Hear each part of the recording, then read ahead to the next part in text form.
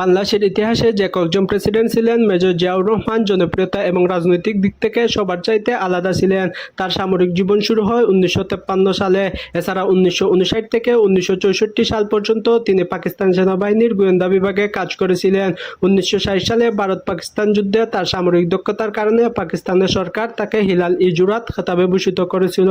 1970 সালে তিনি দেশে ফিরে আসেন এবং চট্টগ্রামে নবগঠিত 8ম ইস্ট বেঙ্গল রেজিমেন্টের সেকেন্ড ইন কমান্ডের দায়িত্ব পালন করেন। 1971 সালের 25শে মার্চ দিবাগত রাতে পশ্চিম পাকিস্তানের হানাদার বাহিনী বাঙালিদের উপর গণহত্যা চালায় এবং 25শে মার্চ মধ্যরাতে বঙ্গবন্ধুকে গ্রেপ্তার করে পশ্চিম পাকিস্তানে বন্দী করে রাখা হয়। স্বাধীনতার পরবর্তী সময়ে জিয়াউর রহমানকে কুমিল্লায় বাংলাদেশের সেনাবাহিনীর 44তম ব্রিগেডের কমান্ডার নিয়োগ দেওয়া হয়।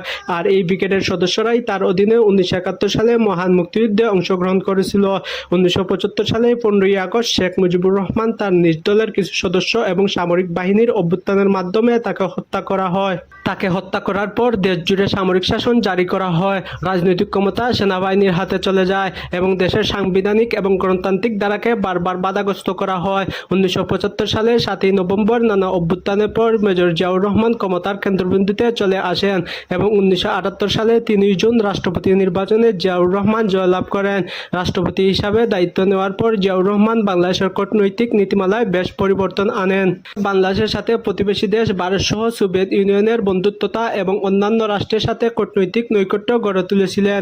এছাড়া সামরিক পুনর্গঠনের পাশাপাশি মার্কিন যুক্তরাষ্ট্রের সাথে উন্নত কূটনৈতিক সম্পর্কের কারণে জিয়া রাষ্ট্রীয় বিমান পরিবহন সংস্থা বিমানের আধুনিকরণ ও সুষ্ঠুভাবে সম্পূর্ণ করতে সক্ষম হয়েছিলেন। এছাড়া প্রেসিডেন্ট জিয়ার পররাষ্ট্রনীতির সাফল্যে বাংলাদেশ 1978 সালে শক্তিশালী জাপানকে হারিয়ে প্রথমবারের মতো জাতিসংঘ নিরাপত্তা পরিষদের অস্থায়ী সদস্য নির্বাচিত হয়েছিল। প্রাথমিকভাবে এইসব সংস্কার বৃহত্তর প্রতিবেশী ভারতের সাথে সামান্য দূরত্ব সৃষ্টির ইঙ্গিত বহন করলেও জিয়াউর রহমান ব্যাপকভাবে আঞ্চলিক সহায়তাকে গুরুত্ব দিতেন।